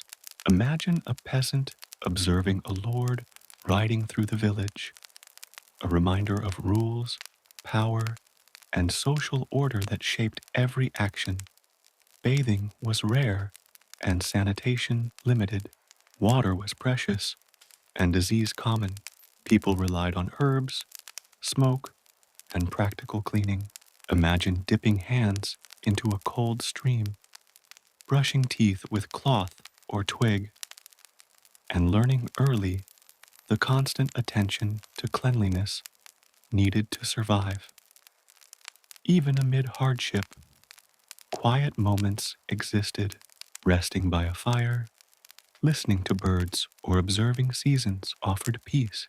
These brief respites, small and fleeting, nurtured mental health and connected people to the rhythms of life, allowing imagination and reflection to bloom. As we drift back to our present, consider how different life was then. Labor, disease, Scarcity and danger were constants, yet humans endured. Modern comforts, safety, and abundance are gifts we inherit. Take a deep breath, feel gratitude, and allow the calm understanding of history to settle into your mind, preparing for a peaceful rest. Now, with a smile on your face, you will have a good understanding of why you should be thankful that you weren't born during the medieval period. You've seen how harsh, how fragile, and yet how deeply human that world was. So take a deep breath, feel the comfort of your warm room, and remember, you're living in the safest, healthiest, and most peaceful era humanity has ever known. Good night, dear friend. Sleep well, and see you next time. Interestingly, fear and superstition sometimes inspired creative adaptations. People developed symbolic practices to protect homes, such as hanging herbs or charms above doorways. Communities established informal quarantines or marked safe and dangerous areas with simple signals. Though rooted in misunderstanding, these practices represented human ingenuity in the face of uncertainty, a quiet testament to adaptability amidst panic. Over time, these beliefs and rituals created a unique cultural memory. Art, literature, and oral storytelling incorporated motifs of fear, disease, and supernatural explanation. Visual depictions of death, plague doctors, and protective charms became common, serving both as warnings and as expressions of collective trauma. These cultural artifacts preserved not only memory, but also the lessons of survival, blending caution, ritual, and imagination. As you drift into sleep tonight, imagine a village cloaked in mist, streets empty except for figures moving slowly in ritual or care. Hear the quiet chants of flagellants, the soft footsteps of families tending to the sick, the subtle rustle of herbs in windows, and the distant tolling of church bells. Feel the pervasive tension of fear, yet notice the resilience, compassion, and adaptation that emerged alongside superstition. Fear and superstition, while often misguided, reveal something fundamental about humanity: the need to understand, to act, and to protect oneself and others, even in the absence of complete knowledge. They show how communities cope with the unknowable, how imagination and ritual provide structure, and how courage and care persist alongside uncertainty. The story of fear and superstition during the plague is both sobering and instructive. It reminds us that humans are vulnerable, that knowledge is precious, and that even when faced with incomprehensible forces, we find ways to act, to hope, and to endure.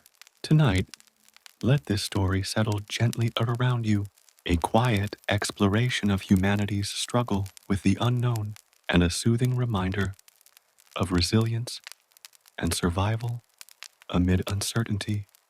With so many lost to the plague, families and communities could no longer bury the dead individually. Large pits were dug outside city walls. Bodies were placed side by side, sometimes hurriedly, as priests offered prayers from a distance. Smoke from nearby fires drifted slowly through the air, and the quiet, solemn rituals reminded survivors of the fragility of life. Imagine walking past these fields at twilight, hearing only the wind and faint tolling of distant bells, a meditation on mortality and endurance. Countless children were left without parents, wandering empty streets or staying with distant relatives. Communities quietly cared for them, creating makeshift families and shelters. The laughter of children became rare, but each small act of care Feeding, holding, or reading quietly was a lifeline, a gentle heartbeat in a world shadowed by loss. Imagine a child tucked into bed, a neighbor softly singing a lullaby, a fragile comfort amidst emptiness. Art, music, and storytelling reflected the shadow of death.